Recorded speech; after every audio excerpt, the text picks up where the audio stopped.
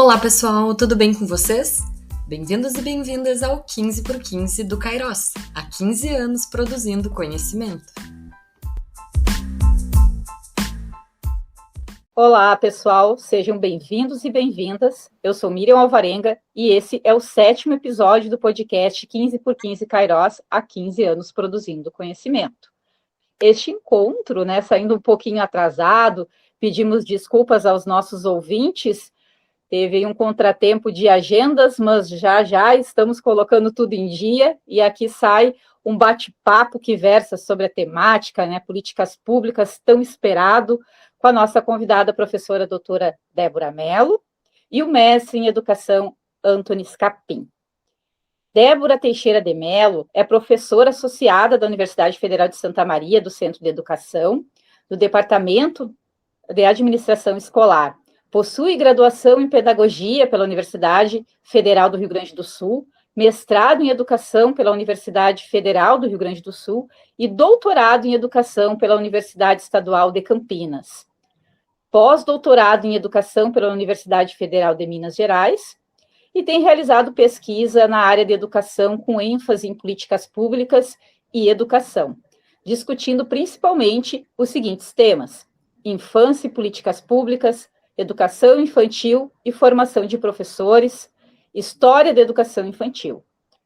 Tem participação em grupos de pesquisa CPT, vice-líder do grupo de estudos sobre infância, políticas públicas, currículo, práticas pedagógicas e formação docente, e participa do grupo ELOS, Grupo de Estudos e Pesquisa em Políticas Públicas e Gestão Educacional. Seja bem-vinda, professora Débora. Oi, boa noite. Agradeço o convite de estar aqui com vocês hoje. Acho que nós podemos começar esse diálogo, eu e o Antony, aqui, sobre políticas públicas e educação. Uma coisa que me chama a atenção é que, para mim, a educação tem que ser garantida pelo Estado, A gente fala de política pública, a gente não pode esquecer que a educação é uma política pública de corte social. Então, as políticas educacionais dependem de que modelo de Estado e de que governo está aí para implementar essas políticas educacionais.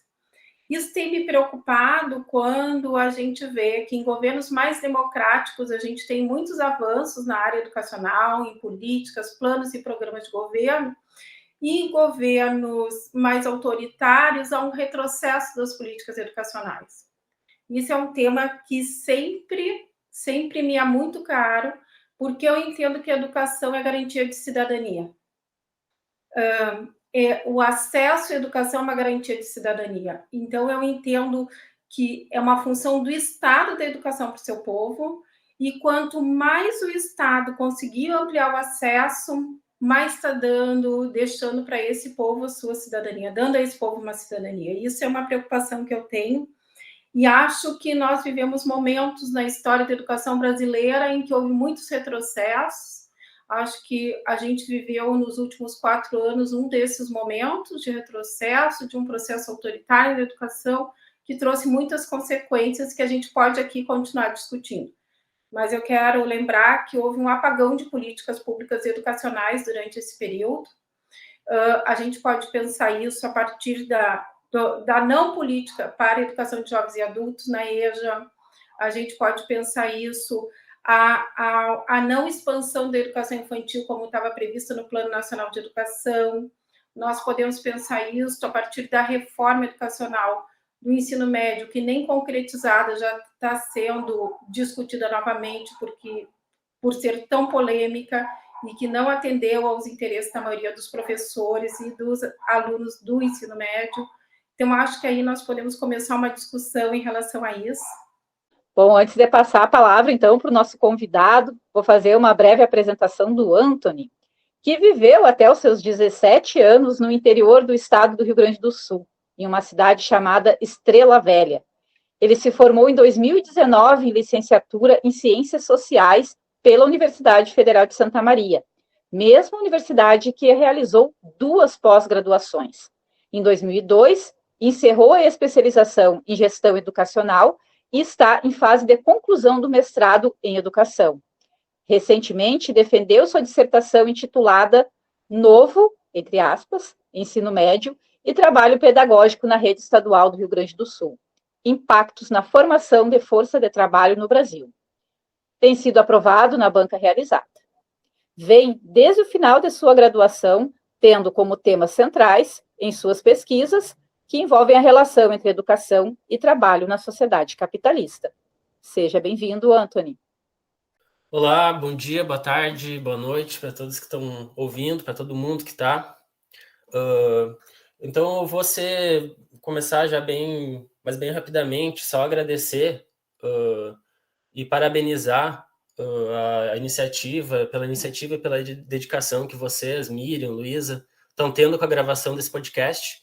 Esse episódio, né, que é uma sequência de outros muito interessantes, que valem a pena serem escutados, inclusive fica a indicação. É muito importante esse trabalho de levar esses estudos, essas pesquisas para além do espaço acadêmico. Produzir podcast, postar no Spotify, nessas plataformas é um ótimo instrumento para isso. É um trabalho incrível que vocês estão realizando, que vem do Grupo Kairos como um todo, mas principalmente de vocês, né, que tomaram essa iniciativa, que estão à frente dessa produção. Quero também agradecer pelo convite e dizer que é uma satisfação enorme de estar aqui, juntamente com a professora Débora, e para falar de um tema tão importante como as políticas públicas, né, em especial as políticas públicas na educação. Então, eu vou falar um pouco o que eu tinha pensado inicialmente, antes de entrar no tema da educação, das políticas públicas educacionais, é tentar entender o que é uma política pública e o que se entende também por uma política pública educacional. Mas, de modo geral, toda política pública pode ser entendida como uma ação vinda do governo, e aí seja em âmbito federal, seja em âmbito estadual ou municipal, que visa, né, a garantia de direitos, que está em torno dessa garantia de direitos. Algumas garantindo mais direitos, outras retirando ou garantindo menos direitos, né? E essas políticas, elas podem ser políticas públicas sociais, políticas públicas econômicas, tributárias, ou outras formas de políticas públicas, né? E aí temos as políticas públicas sociais, que são políticas que estão em torno da garantia especificamente de direitos sociais, como saúde, alimentação, educação. E dentre essas políticas, então, temos, né, as políticas públicas educacionais, né? Que é uma política pública, uma política social, é uma política educacional. Então, quando a gente está falando de qualquer ação em torno, né, da educação, a gente está falando dessas políticas, né, que envolvem esses âmbitos, né? O âmbito da política pública, o âmbito da política social e o âmbito da política educacional, que pode ser conduzida dentro de um município, dentro de um estado e dentro de um país como um todo.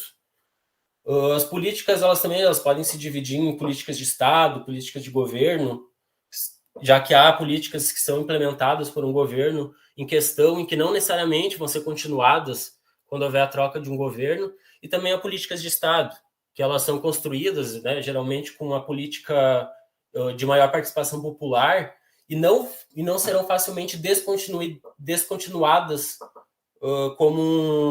a partir de uma troca de governo, né? E a gente tem como exemplo o SUS, que há sustentação dentro da Constituição para uma continuidade na política e no orçamento que é destinado. Então, são políticas que geralmente vão a mais longo prazo e que têm empecilhos maiores para serem deixadas de serem encaminhadas, né, com a troca de governos, essas políticas de Estado. E na educação, eu falo isso, né, porque na educação, para se entender as políticas educacionais, muito se fala disso, né, da diferença entre políticas de Estado e políticas de governo, já que muitas das políticas na educação, elas são políticas de governo, né, são políticas que não têm uma continuidade de acordo com a troca de governos, né. Então, é aquilo que a gente ouve com bastante frequência, né? Que entra governo, sai governo e mudam as formas de gerir a educação, ou a forma de administrar determinada modalidade de ensino. E, por exemplo, a gente vê no ensino médio que há uma mudança, por exemplo, aqui no Rio Grande do Sul, com muita frequência na forma como é pensado o currículo ou outras coisas. Mas eu também queria comentar, assim, sobre políticas públicas educacionais, algo que vai um pouquinho para além dessa conceituação, né, que até agora eu apresentei. mas eu entendo as políticas também a partir de um viés, uma perspectiva marxista, que entendendo que mesmo com a troca de governos e as diferentes políticas educacionais, por exemplo, que há muitas diferenças, e né, seguindo o que a professora Débora comentou, há muita diferença entre uma política conduzida por um governo e por outro, e a gente percebe isso na prática, né, como os diferentes governos lidam com a questão social, de modo geral, questão educacional, de formas diferentes. Mas há também um certo nível de continuidade entre os governos, que esbarram, né? Algumas iniciativas, elas esbarram nos limites que o próprio Estado tem, na estrutura do Estado, já que a nossa estrutura não permite a resolução da luta de classes, né? E aí, nessa perspectiva marxista, que eu quero muito frisar, porque é o meu ponto de partida para entender as políticas públicas, para entender a educação no Brasil, eu parto, então, dessa perspectiva marxista, né, para compreender, que é o que me fundamenta para compreender a educação no Brasil, entender as políticas públicas, entendendo os limites, né, do Estado capitalista, que não há essa resolução da luta de classes, e seja qual for o governo, né, vai ser sustentada uma divisão entre as classes, a exploração da classe trabalhadora, da força de trabalho, a partir de uma garantia da propriedade privada, do trabalho assalariado, do trabalho livre, que é o que fundamenta a exploração do trabalho na sociedade de classe capitalista, na sociedade capitalista, e que gera a nossa enorme desigualdade social.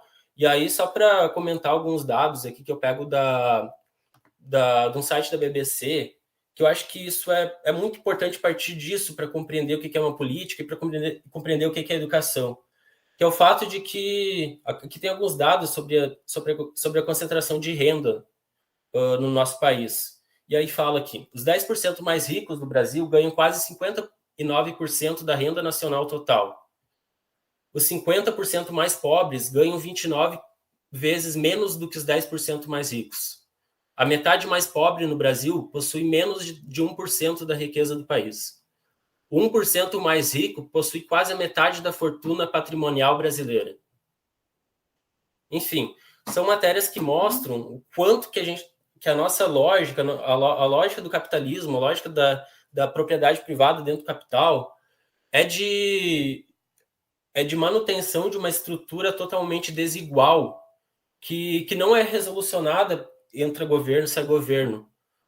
Há limites que não vão resolver esses problemas. E aí sim, é importante também entender que, com a diferença dos momentos históricos, a diferença dos governos, há diferentes políticas públicas que resolvem minimamente algumas questões, como a fome, a miséria, que dão mais acesso a direitos como saúde, educação, e isso é muito importante. É uma luta muito importante que deve ser conduzida e deve ser levado em conta, né? Mas há diferenças,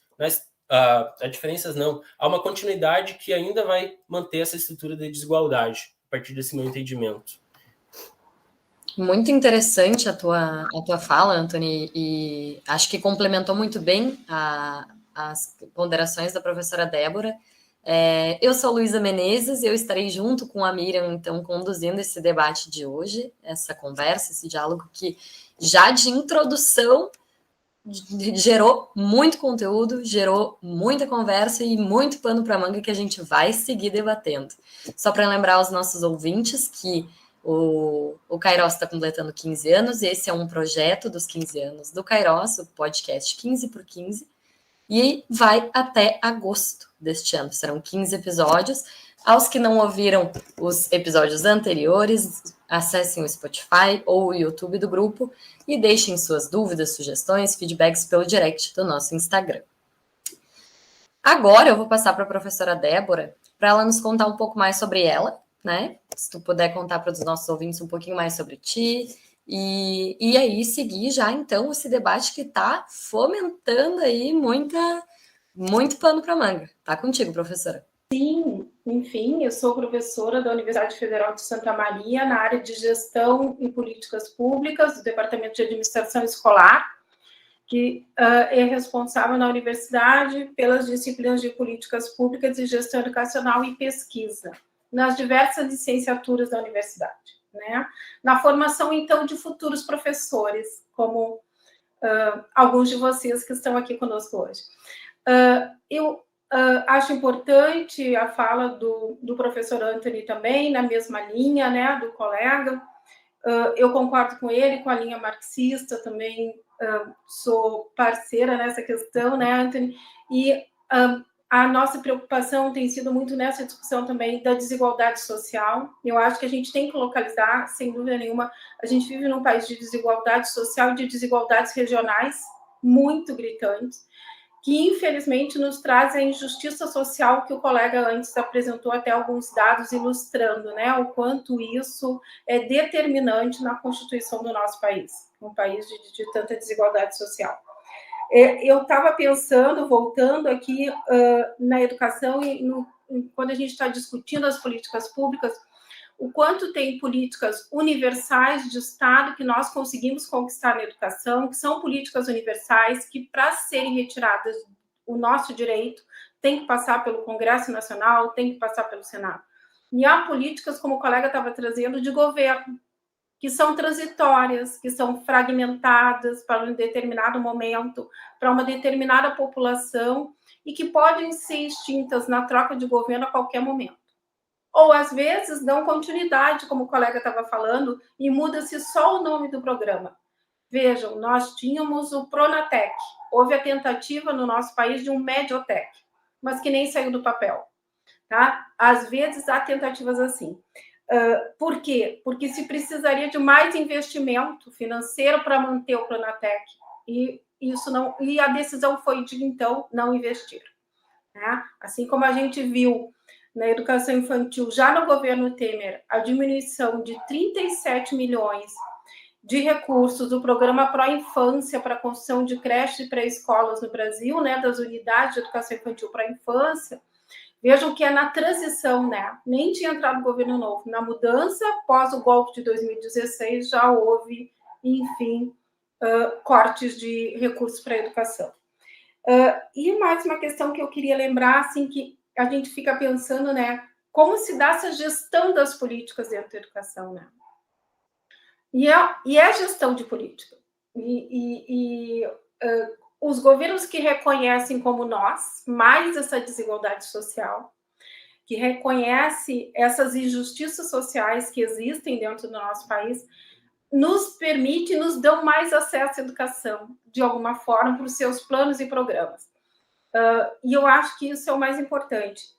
Para mim, é a garantia do direito, de um dos direitos que constitui cidadania, como eu tinha dito antes, o acesso à educação. Né? E esse não pode ser adiado, e tem sido adiado. Mais uma questão que eu estava me lembrando, e a gente fica pensando na gestão das políticas, qual será a agenda educacional do Brasil de agora em diante? Então, concordo com o Anthony em algumas questões de que nós temos passado por uma situação que nos deixa muito preocupada, que é as parcerias público-privadas dentro da educação, e que, às vezes, independente do governo, isso vem acontecendo e se ampliando dentro da educação. A gente pode pensar em nível micro, nas redes municipais, os apostilamentos, a compra de materiais do Positivo e outros, né, e outras ONGs, Senin e tudo mais, e, ao mesmo tempo, a nível macro, né, quando a gente vê aí até essas mesmas ONGs do privado vendendo aí até cursos para professores, né, para os municípios, para a rede nacional, para a rede estadual. Isso vem crescendo muito, tem nos chamado a atenção nas pesquisas, a gente tem tentado fazer um diálogo para discutir a relação entre o público e o privado na educação.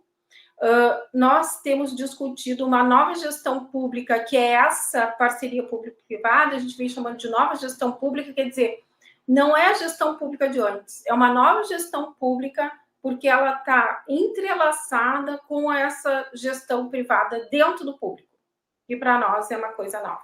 Então, é interessante porque ela se dá dentro da esfera pública, né? É uma parceria dentro, então é muito complicado. Eu vejo assim, isso vem entrando, só falta atingir o ensino, porque já atinge vários setores dentro da educação e cada vez mais vai se aproximando. Daqui a pouco nós teremos professores só terceirizados dentro do ensino público, corremos o risco.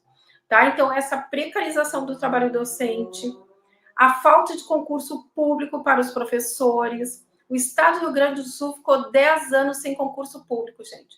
O único concurso público da rede estadual foi no governo Tarso. Nós só vamos ter concurso agora, neste momento.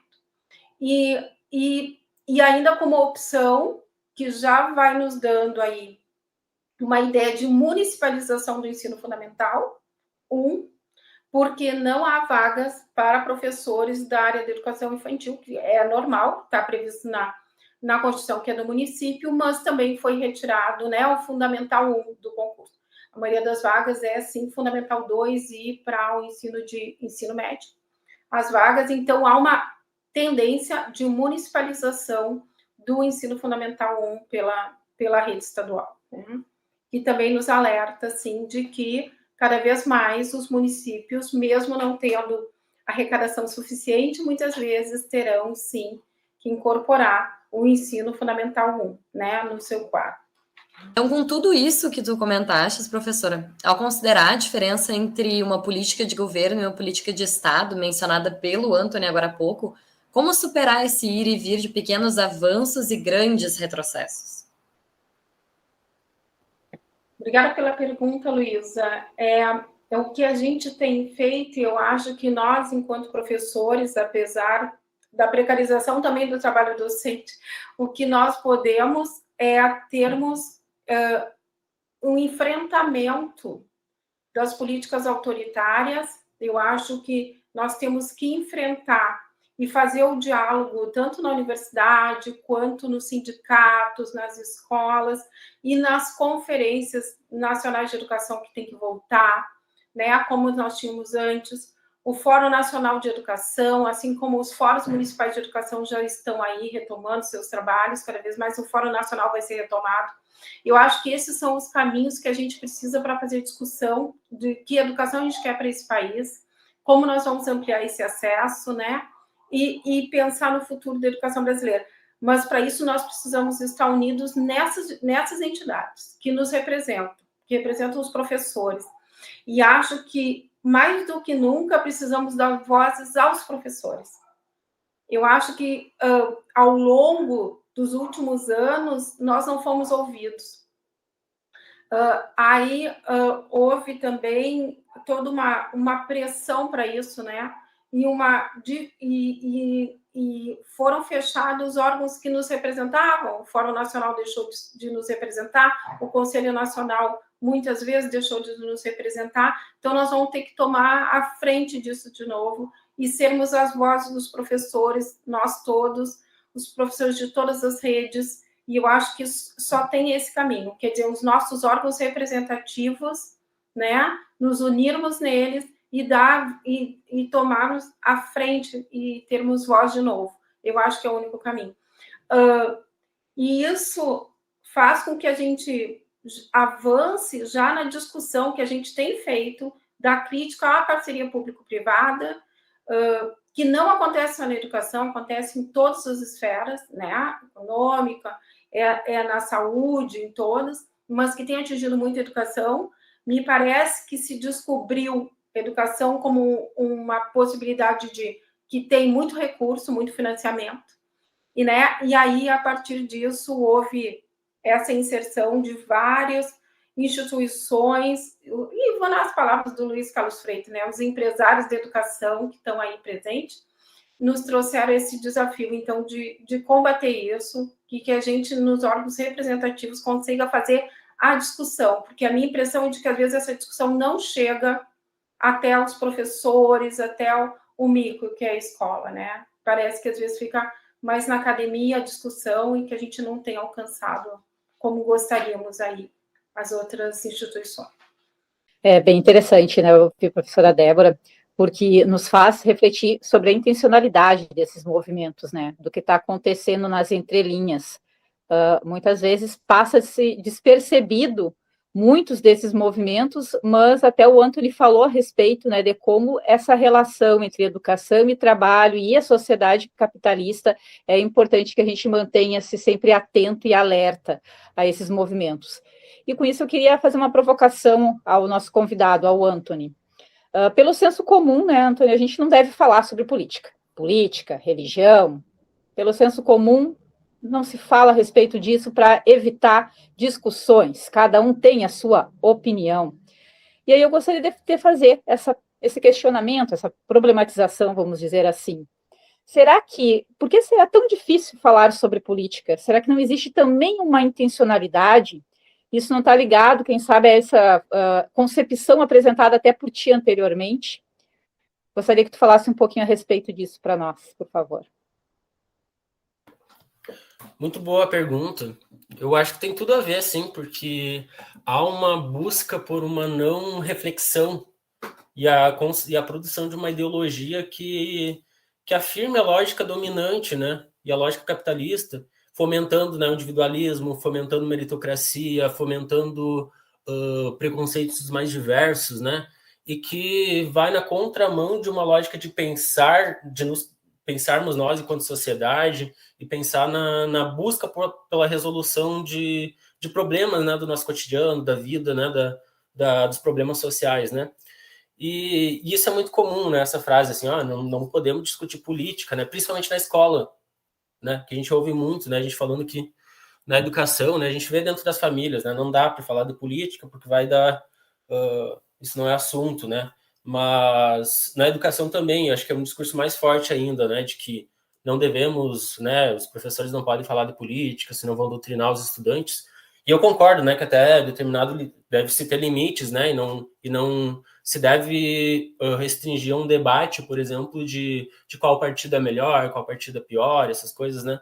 Mas a importância, né, de ter um debate sobre política nas escolas e em todos os espaços, né, porque o debate, a política permeia tudo, né, a política permeia a nossa vida cotidiana, e se a gente não discutir política, a gente está se alienando mais, né? E deixando que outras pessoas discutam e conduzam as políticas, né?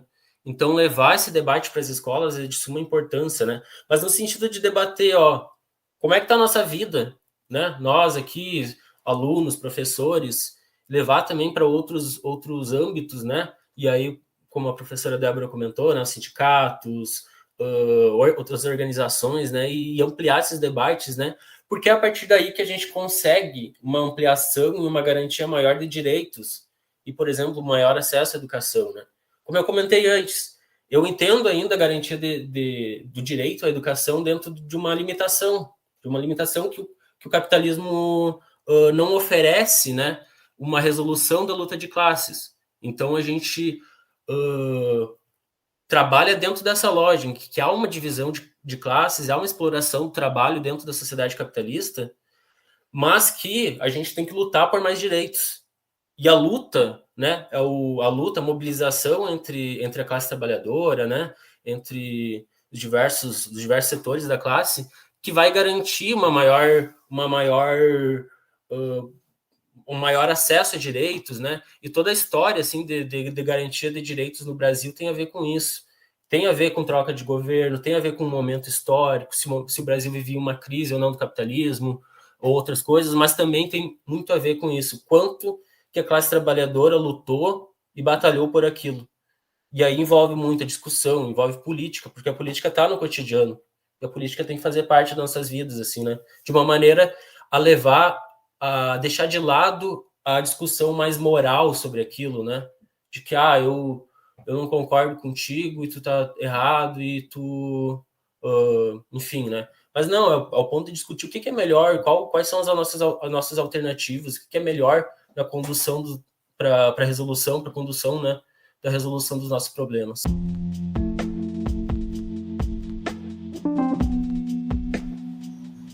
Podcast 15x15 Kairos. Diálogos para além dos muros da universidade. Um programa do Kairos, Grupo de Estudos e Pesquisas sobre Trabalho, Educação e Políticas Públicas da Universidade Federal de Santa Maria.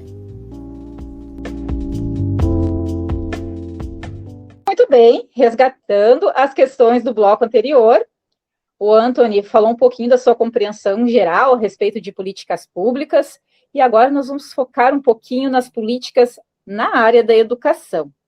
E eu gostaria que o Antony falasse para nós um pouquinho mais sobre essas questões de limitação de acesso à educação, dessas compreensões assim, ó, que abrangem acesso, permanência, por muitos chamados de êxito, né, no processo formativo ou da qualificação desse processo formativo, direitos, quando a gente fala em educação, ainda muito atrelados também a duas palavrinhas que nos chamam muito a atenção: competências e habilidades.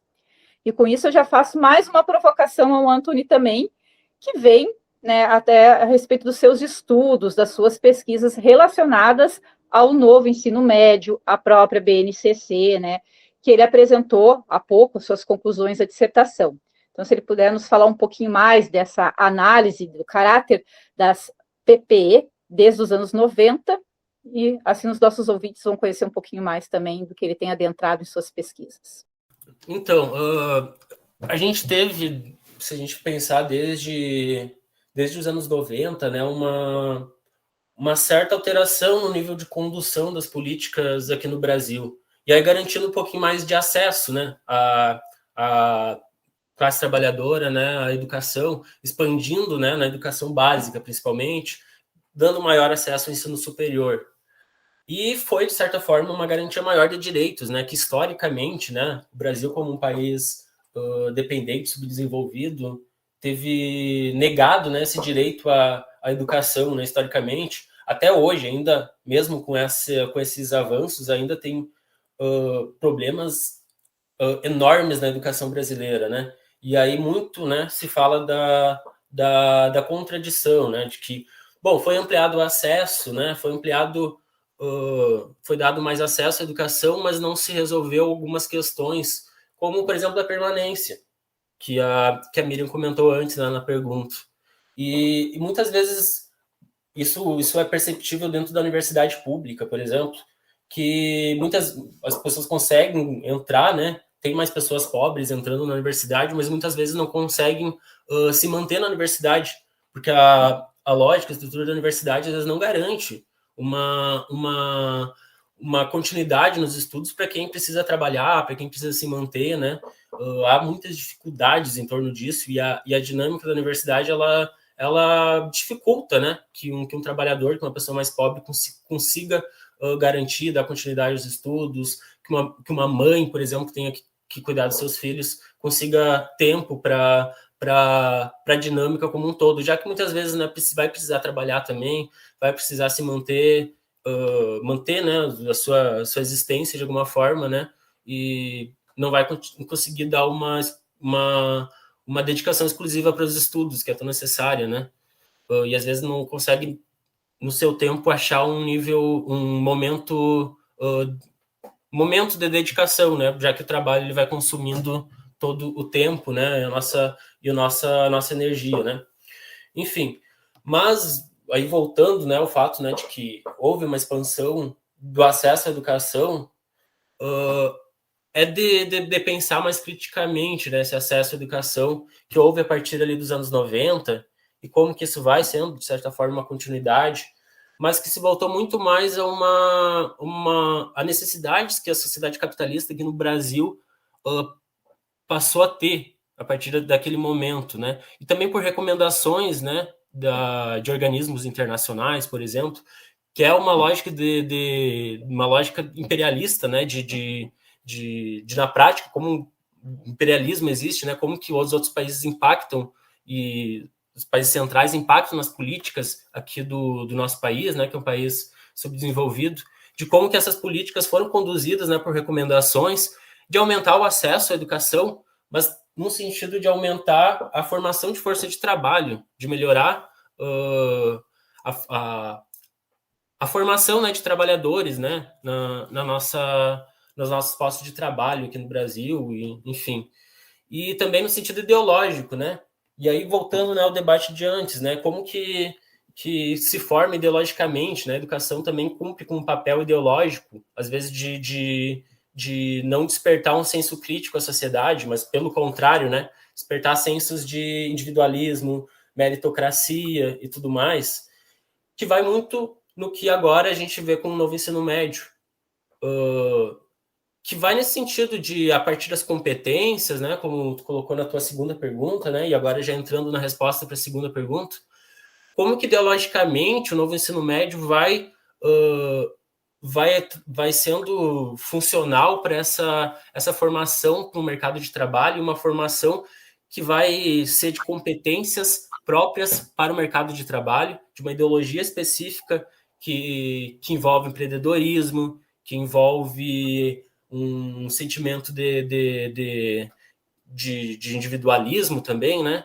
Mas que vai também sendo num contexto, né, em que se reduz, em que há um desemprego enorme também, né, em que há uma necessidade de formar sujeitos, né, para um contexto de desemprego e de mercado informal, né, já que muitas pessoas precisam agora trabalhar fazendo bicos, né, com trabalho uberizado.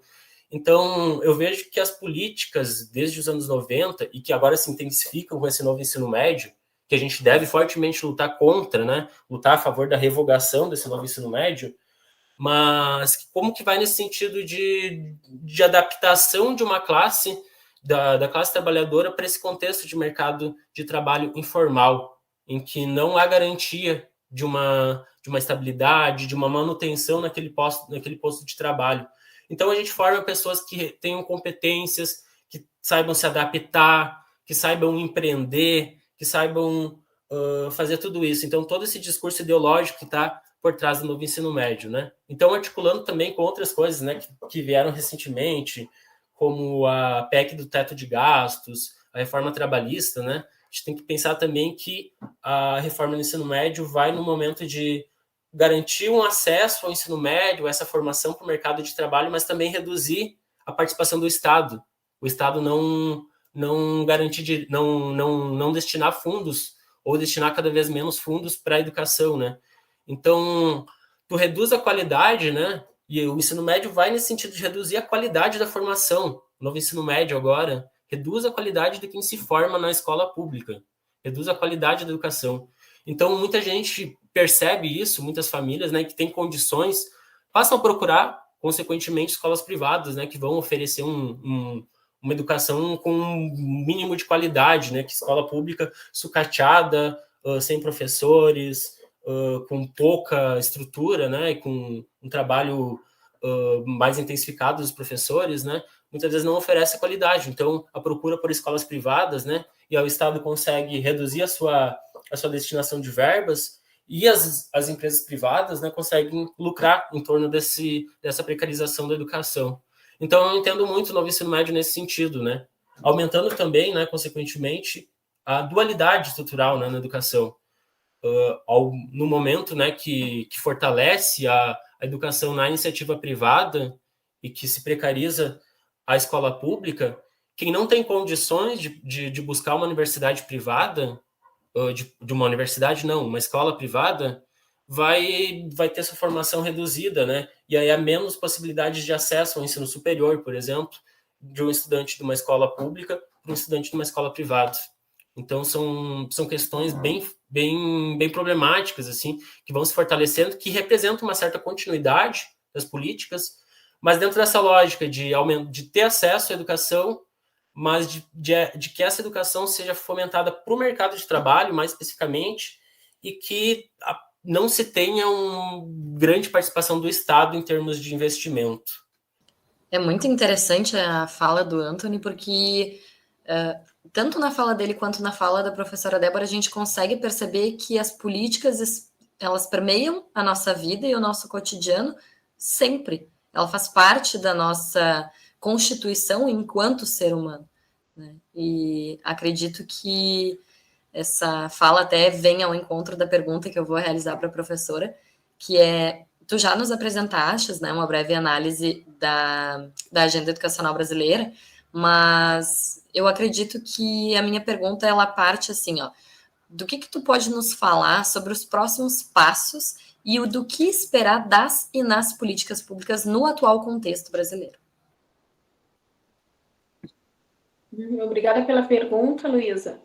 E na mesma linha do Anthony, primeira questão que a gente tem que reconhecer, que o colega também já trouxe, nessa atual agenda educacional brasileira, que a gente tem que começar a pensar, e que está aí um novo governo com isso como desafio, eu entendo que é um desafio, os novos atores que estão atrás das políticas no Brasil educacionais, né, esses novos atores que são a influência dos organismos internacionais, que o colega também aqui lembrou, os empresários da educação, que sabem que a educação tem uma grande alocação de recursos e que disputam com o recurso público para a iniciativa privada ou o próprio recurso público, que é muito complicado, que estão aí, esses atores também.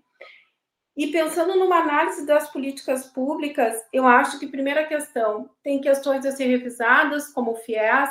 O FIES ampliou as vagas do ensino superior como programa de governo, por um programa mais imediatista, mas eu acredito que a melhor forma é a ampliação da universidade pública, de vaga na universidade pública. Eu acho que a gente não precisa mais fazer esse investimento junto à universidade privada. Eu acho que a gente está em outro momento, dá para ser repensado outro tipo de programa, porque eu acho que a gente precisa continuar a ampliação das universidades públicas. A construção de mais universidades públicas, como já ocorreu no governo passado, no governo Lula e Dilma, né? Vejam aí a Unipampa, Unila, todas as universidades que foram construídas em todo o Brasil, né? Estou citando aqui as mais próximas de nós, mas são mais de 10. Isso foi muito importante. Eu acho que a continuidade é isso, ampliação do ensino público no ensino superior de qualidade. A continuidade de programas de educação infantil como o Pró-Infância, nessa questão de colaboração da União com os municípios, que deu as unidades de educação infantil para os municípios, e eles depois fazem concurso e tudo mais, e ampliam a educação infantil nos seus municípios a partir dessas unidades, mas com colaboração da União. Eu acho que esse tipo de programa tem que ter continuidade. No ensino fundamental, nós estamos vivendo um grande problema, que é a questão da defasagem de aprendizagem das crianças durante a pandemia. As escolas estão aí pedindo auxílio, eles não têm recurso humano suficiente, eles não têm recurso de estrutura física suficiente, então eles estão pedindo ajuda, porque as crianças estão apresentando muitas dificuldades de aprendizagem. Então no ensino fundamental aí nós temos um resgate para fazer, precisamos de mais recursos humanos, de mais infraestrutura para atender as escolas nisso, então precisa de um novo programa. Eu acho que mais educação, escola de tempo integral poderia ajudar, e esses programas já existiram e têm que ser fortalecidos. Concordo com o Antony na revogação da reforma do ensino médio. Acho que ela é uma falácia, como foi a 5692 de 71, no regime militar, em que se trazia a obrigatoriedade da formação profissional a nível de segundo grau, colocado para escolas públicas. Nós chegamos a ter no Brasil 130 habilitações profissionais durante o regime militar, e que não deram certo, porque não tínhamos professores preparados para todas essas áreas, e não tínhamos laboratório adequado para isso. Então, é uma grande mentira, que é o que está acontecendo agora. Para mim, é uma volta disso, e que teremos grandes problemas, como disse o colega, na medida em que se tira a formação básica do ensino médio e não se dá uma formação profissional sólida. Eu acredito no ensino médio, no ensino integrado, então, que é o profissional, junto com a formação básica. Nós não podemos abrir mão de nenhum. Então, eu, como Antony, sou pela revogação da reforma do ensino médio atual. Eu acho que tem que ser repensado, então tem que revogar, né? Porque eu acho, como o colega também disse, para mim, os nossos alunos das escolas públicas terão mais prejuízo quando chegarem no Enem e na busca do ingresso no ensino superior, né? Porque assim como aconteceu com a 5692 de 71, as escolas privadas, elas não seguiram a legislação. Elas continuaram preparando seus alunos para o vestibular, e não com o ensino profissional sem uma formação básica. E, novamente, a gente está assistindo isso. As escolas privadas continuam preparando seus alunos com uma formação básica, mais uma formação profissional, em alguns casos de algumas escolas, mas elas têm a preocupação de que, sim, seus alunos se saiam bem no Enem e possam escolher o seu curso de ensino superior e a sua universidade. Então, a gente acaba aí reforçando a nossa desigualdade social. Esse é um grande risco. Então, eu sou pela revogação do ensino médio também.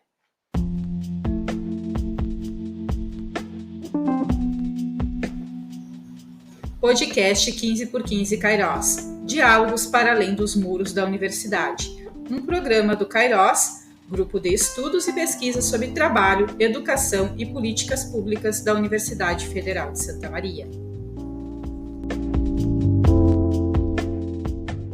Este foi o 7º episódio do podcast 15x15 Kairos, há 15 anos produzindo conhecimento. Conversamos um pouco sobre a temática Políticas Públicas com a convidada Débora Mello e Antony Scapin. Aguardamos vocês no nosso próximo episódio, início de maio, com a temática O Trabalho como Necessidade Humana. Educação para o trabalho? Obrigada novamente a todos e todas que estão nos acompanhando, especialmente a professora Débora e ao Antony. Uma gratidão por estarem conosco nesse projeto, de propiciar esse espaço de diálogo sobre uma temática tão relevante. Certamente, a gente não vai conseguir esgotar esse debate em tão pouco tempo, né? Mas, tendo em vista o tema provocativo que nos mobiliza, nós teremos outros momentos para dar continuidade, com certeza. Para suas considerações finais, passo a palavra a você, professora Débora, e depois o Antony pode já fazer as considerações e agradecimentos dele também. Eu agradeço o convite do Kairos para estar aqui com vocês. Agradeço ter participado dessa mesa com o Antony, que achei muito interessante a nossa discussão aqui. Teremos que dar continuidade em outros fóruns, né?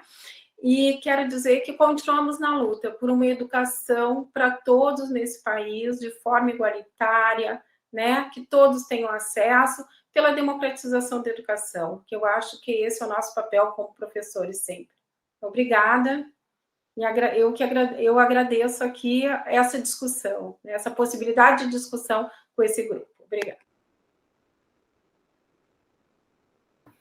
Então, eu também agradeço muito fortemente a Luísa e a Miriam pela condução, pelo convite, né, para participar. A professora Débora também, foi muito interessante esse debate, essa discussão nossa, e é uma professora que eu admiro bastante, né, que já foi minha professora um tempo atrás, em algumas disciplinas, e que eu, né, gosto muito, assim, de discutir, de conversar, né. É muito importante essa iniciativa, né, que vocês tomaram, assim, a gente tem que, de alguma forma, levar essas discussões que estão na academia para um cenário maior, assim, né, expandir esses debates, né, e essa iniciativa que vai auxiliar muito nisso, né. Enfim, né, é a primeira vez, inclusive, que eu participo de algo assim, né, de gravação, assim, né, então até peço desculpa pelas possíveis enrolações ali no meio do caminho, mas foi um prazer enorme, assim, foi uma satisfação muito grande ter recebido esse convite e ter participado hoje. Muito obrigado. Eu sou Miriam Alvarenga. E eu sou a Luísa Menezes. E este foi o 7º episódio do podcast 15x15 Kairos. Fiquem bem e até o nosso próximo encontro. Abraços das gurias da IC. Inscreva-se no nosso canal do YouTube, ative o sininho para receber as notificações, nos sigam no Instagram, deixem comentários, perguntas no nosso direct e acompanhem o podcast 15x15 Kairos para ficarem por dentro de toda a programação dos 15 anos